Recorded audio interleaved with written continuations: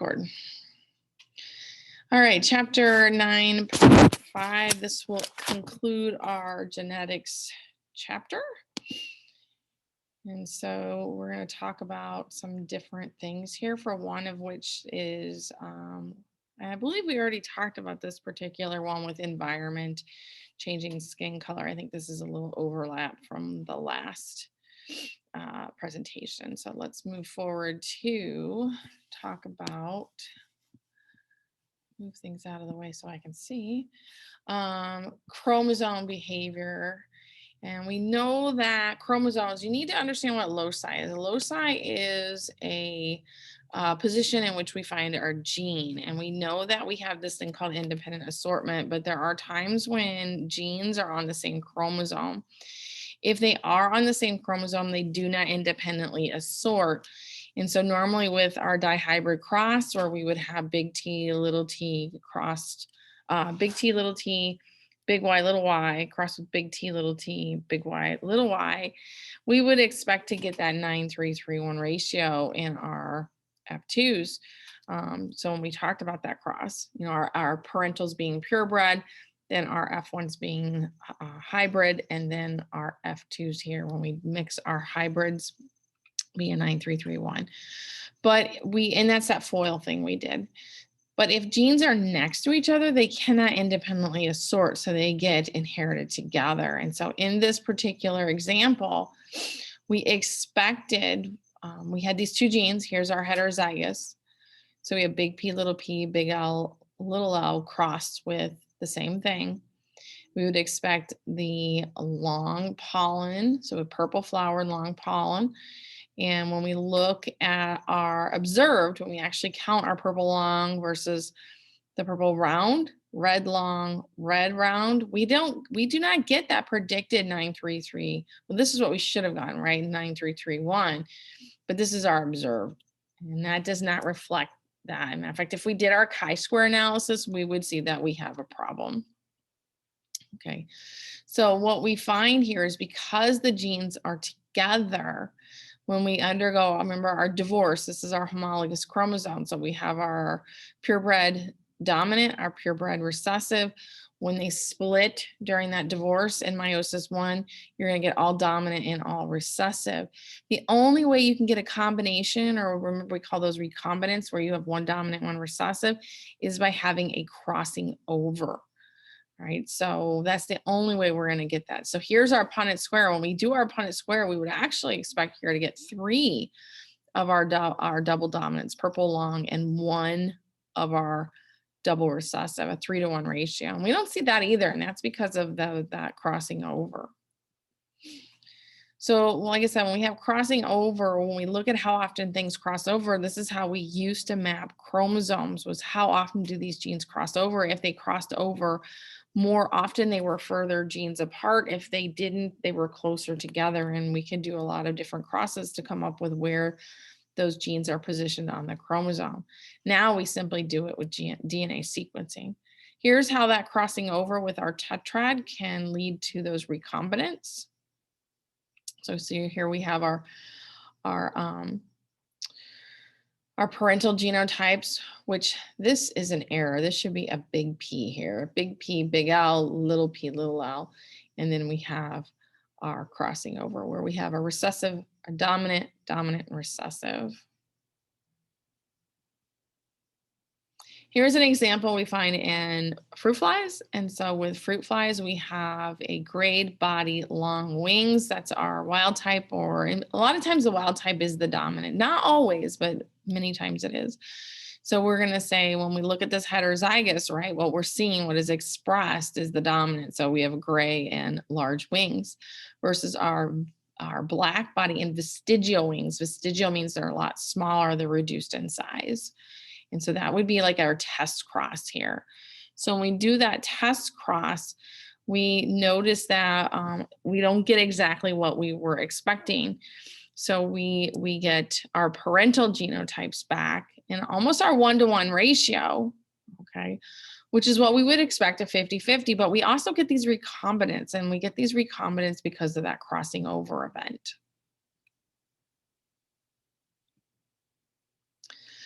So in examining recombinant frequency, Morgan and his students found that the greater the distance, like I said, the further they are apart, the more likely they are to cross over. And so we could come up with a map. And I love this picture here because someone doesn't know how to do math, right? So from G to L, we have 17%, and these should add up to 17%. 9 and 9.5 is 18.5. So they totally messed that up, but this should add up to 17%, or this should be 18.5. But we can tell what we're saying is this G crosses over with L 17% of the time. G crosses over with C 9% of the time. C crosses over with L 9.5% of the time, regardless that the math didn't come out. All right, so just ignore the numbers, just understand the concept. So with that, we were able to map out many of the chromosomal positioning of fruit flies. You know, we worked with fruit flies and nematodes. Nematodes are a type of worm. We worked with those for many different years using this old school method of gene mapping. And then the last topic we're going to talk about is sex-linked characteristics. So as you know, in animals, we have two sex chromosomes. We have an X and a Y. All right, so we see this in mammals. So a male is an X and a Y, a female is an X and an X. The Y has genes on it for development of the testes. The testes then in turn produce testosterone and then tell the cells that they're going to change gears from female to male. The absence or the lack of a Y causes the ovaries to develop and stay as ovaries, because we all humans start off as females, and it's not until those testosterone is kicked out by that Y chromosome, it'll start making testosterone, which will then turn the ovaries into testes, and then the testes will kind of also then contribute and produce the testosterone. So it kind of shifts gears in that developing fetus from a female to a male. Here is a picture of those chromosomes. Now the X chromosome has housekeeping, I call them housekeeping genes on them. You have to have an X chromosome or your cells will not function properly. Here is the little Y. The Y has very few genes on it, and the genes that are on it have to do with being a man. All right, it helps form that the gonads and production of testosterone. So here we have a male with our 44 autosomal chromosomes and then our two sex chromosomes. We know that when we split up that homologous pair, 50-50 chance of a boy or a girl. Females have two X chromosomes, so all of their eggs will have an X. So the female does not determine the sex of the offspring. It is the male as to which sperm, in fact, fertilizes the egg. If it's the X, you have a female. If it's the Y, you have a male. There are, like I said, there are some genes that are on actually both, but we are not going to do Y-linked genes. I don't know why people will put that as an answer in their practical. We do not study that in this class. We will only be studying X-linked genes, specifically X-linked recessive traits, meaning that it is a recessive trait. Females have to get two bad copies in order to express and show that disorder.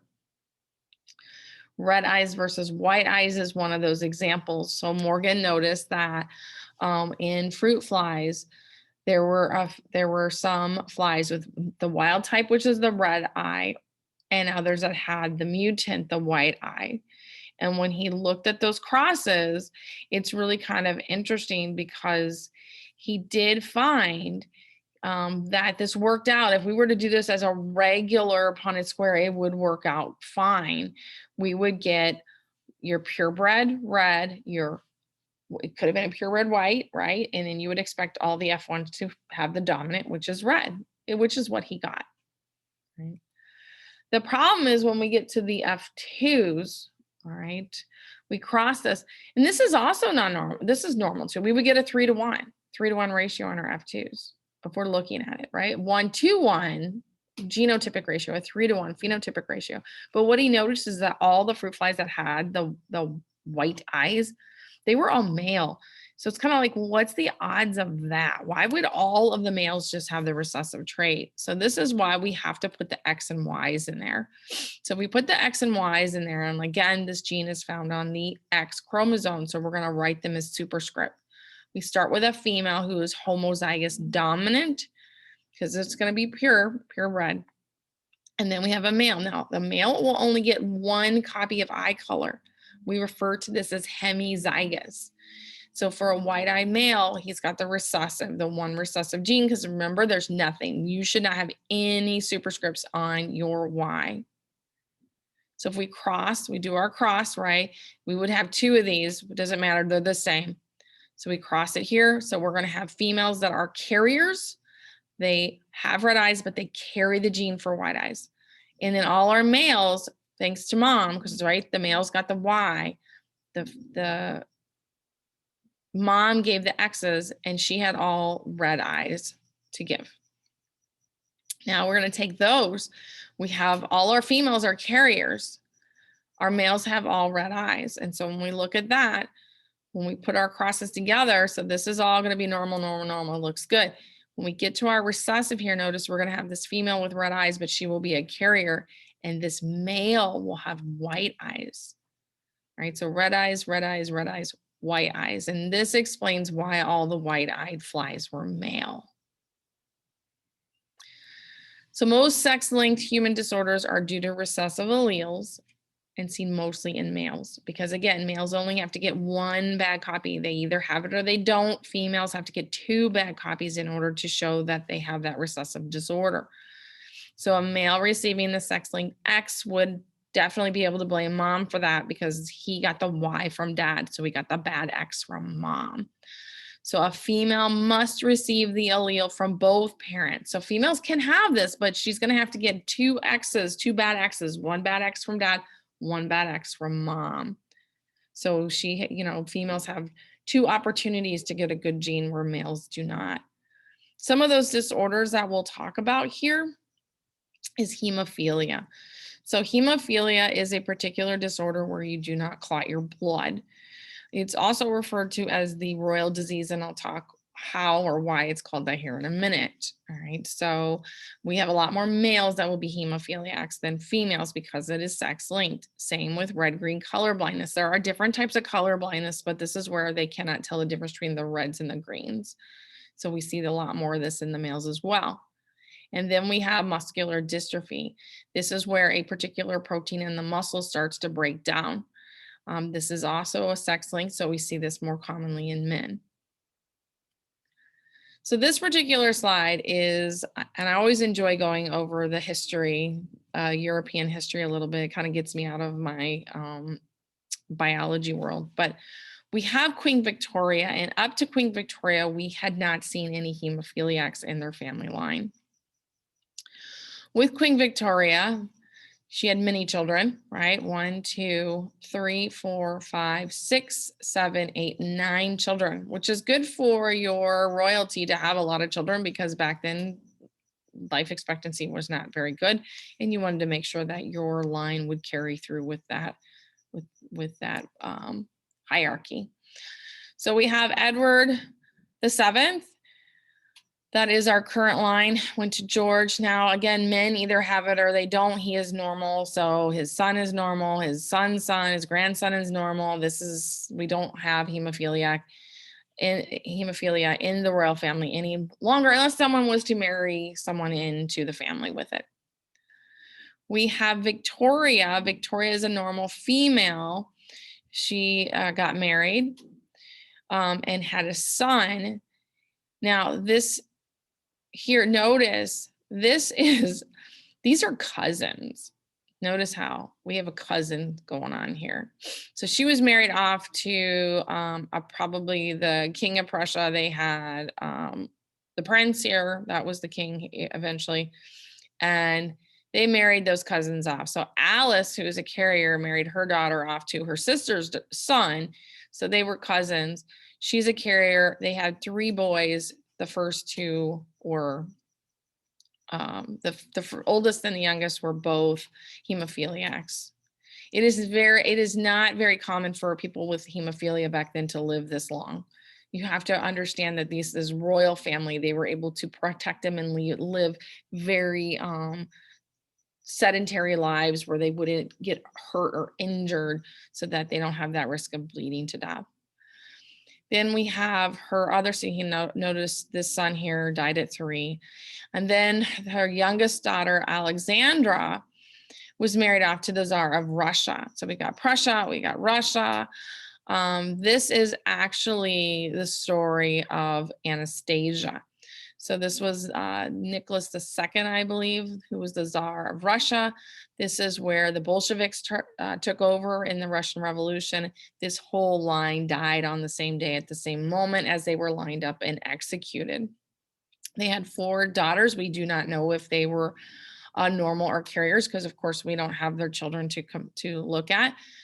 Their youngest son their only son, they had 4 daughters and they finally got a boy, and he was a hemophiliac, which was part of the problem and probably led to part of the Russian Revolution because there were some influential forces with a man named Rasputin that actually helped to calm some of Alexis's symptoms. And he kind of got a foothold into the government and led the coup against the Tsar. And then over here we have Leopold. He was married, had a daughter, Alice. She is a carrier. She got married and she had her son died. We don't know about this one, died in infancy. So that's why there's a question mark. So whether he died of hemophiliac, we do not know. And we have Beatrice. Beatrice was married off. She had 2 sons with it. Her oldest daughter was a carrier and she was married off to the Spanish line here. And with that Spanish line, we know that we have the heir here, who again, that is pretty much over with that particular Spanish line because he's normal, right? Men cannot hide it. They either have it or they don't. And then their 2 youngest did die, bled to death after accidents. Right. So we can see all the different royal ties. And again, it was important for you to marry off your children to these different countries to make these ties with those different countries for power, right? You're trying to obtain power throughout Europe. And in the process, they were spreading hemophilia. Here's a picture of the Russian line here. So we have the older 2 daughters and then the younger 2 daughters. So we have the mom, and then we have, they said they always call them the 2 sets of daughters. And then we have little Alexis. Okay. So just a little family portrait.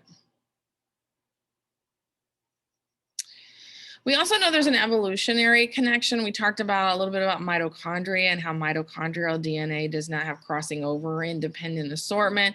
And so we can trace females through their mitochondrial DNA because females give their mitochondrial DNA to their children. And so a daughter will pass it to her children and to her children, and it'll go on, and we can trace females through this line. But we can do the same thing with the Y chromosome, right? Because males get it only from their dad. There's no crossing over. The X and Y are so different. They don't have that crossing over going on. And so a dad and his son's Y chromosome will be nearly identical unless there's like a mutation. So we can trace males all the way back using that Y chromosome. All right, so hopefully that answers any of your questions about sex-linked genes and linked. Remember, don't get them fixed. So one's linked genes, those are genes that are next to each other on the same chromosome. And then we have sex-linked, which has to do with them being on the X chromosome. Do make sure when you do sex-linked Punnett squares and stuff that you have to show the X's and the Y's, and you have to have those superscripts. You should not have any superscripts on the Y chromosome.